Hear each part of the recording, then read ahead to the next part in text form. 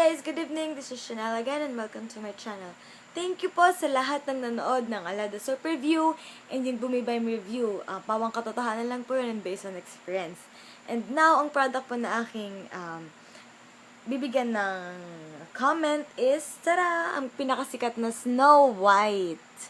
Ang Pore Minimizer Toner. So, kita nyo, kalahati ko na siya. Nagustuhan ko about this product, siguro alam nyo naman na isa to sa mura lang siya, 150.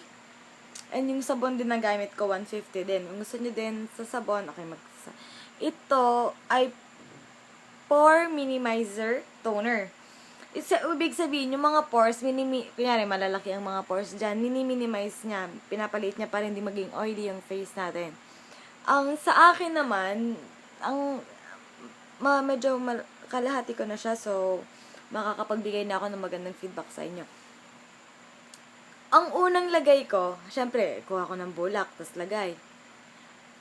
Ang very stingy siya, na parang akala ko masusunog yung mukha ko kasi ang lakas, pero habang tumatagal, nagkukul yung face ko. At saka maganda, kasi dry talaga siya sa face.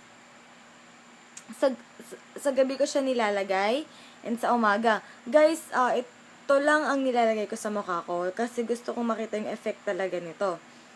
At ang sabon, yung sabon, ito lang ang ginagamit ko sa face ko ngayon. So, ang maganda nito, kapag naglagay ka, may stingy effect siya, pero after nun, nagkakaroon siya ng cooling effect, cooling sensation. Tapos, sa gabi ko, sa umaga, ilalagay ko.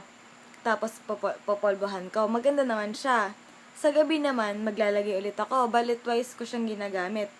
Pero, ngayon, sa umaga ko na lang siya ginagamit. Kasi, pagdating sa gabi, pag naglagay ako, kinabukasan, ang oily ng face ko na parang open yung pores ko talaga. Doon ako nalungkot. Chinat ko si Snow sa FB. Tinanong niya kung may iba pang akong product na ginagamit. Sabi ko, wala. Tapos hindi na nag-reply. So, gusto ko din mako yung side nyo kung sa mga gumagamit lang nito, ito lang at yung sabon. Kasi kapag, siguro naglagay ka ng ibang product kasama nito, ay mas maganda yon. Pero sa akin kasi, ito muna ang tinay ko. Sa mga walang budget pa dyan, pambili kasi ang mahal ng Snow Lotion at yung Snow Cream, diba? 1.5 yun at 800. So, ayun, gusto ko pong makuha yung side nyo kasi sa akin, sa umaga, kapag naglalagay po ako sa gabi, nagkakaroon siya ng lumalaki yung pores ko. Sa umaga, dito sa ganito ko, parang bibilog na kadiri na minsan eh. Hindi naman gaanong malaki. Basta, hindi siya yung, parang nag-open. Pero after naman nun, after kong maghilamos na ng sabon, nag-close na din siya, yun ang kagandahan. So, guys, yung sa sabon naman, maganda yung sabon kasi, kasi umitim na naman ako kasi gawa ng nababad. Maganda yung sabon.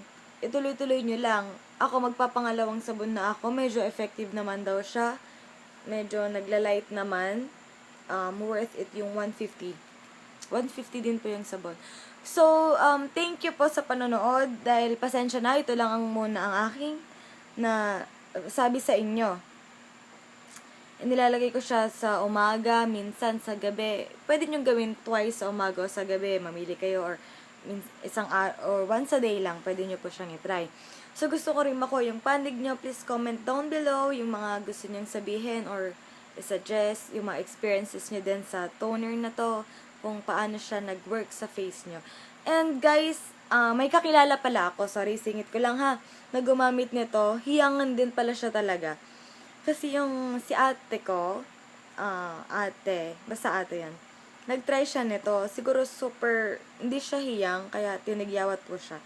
So, better na mag-patch test muna kayo sa isang gabi para to make sure lang na hiyang kayo sa toner na to. So, yun lang guys. And kung ano pa yung mga gusto nyong i-review ko, please comment down below.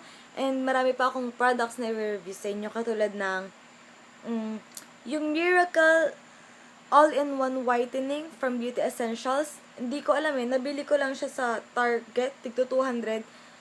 Yung mga nakakaalam nun, pwede pong paki-comment po kayo sa baba. And, yung nakakaalam po sa Derm Care, pwede rin po akong magbigay ng review doon.